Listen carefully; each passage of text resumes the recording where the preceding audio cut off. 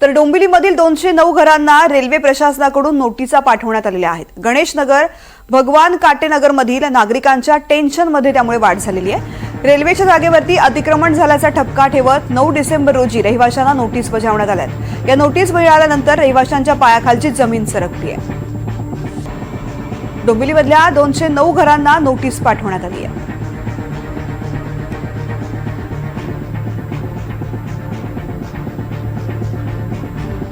जे रेल्वेची नोटीस आली आहे त्याच्याबद्दल आमचं सगळ्यांचं एकच मत आहे की आम्हाला प्रशासनाने या रेल्वेने आम्हाला ह्याच्याबद्दल काहीतरी आम्हाला म्हणजे ह्या जागेबद्दल किंवा बिल्डरांनी आमची जी फसवणूक केली आहे त्याच्याबद्दल आम्हाला काहीतरी मोबदला द्यावा, आम्हाला आमचं पुनर्वसन करावं। थोड्याशा कष्टाच्या पैशातून मी येथे वास्तू खरेदी केलेली आहे, परंतु आता या डिसेंबर महिन्यामध्ये रेल्वेची नोटीस आली आणि त्यामध्ये सांगितलेलं आहे की हे घर या रेल्वेच्या जागेत अतिक्रमण केलेलं आहे, परंतु हे कोणत्याही पद्धतीचं आम्ही अतिक्रमण केलेलं नाही, तर विशिष्ट मोबदला देऊन हे घर आम्ही विकत घेतलेलं आहे।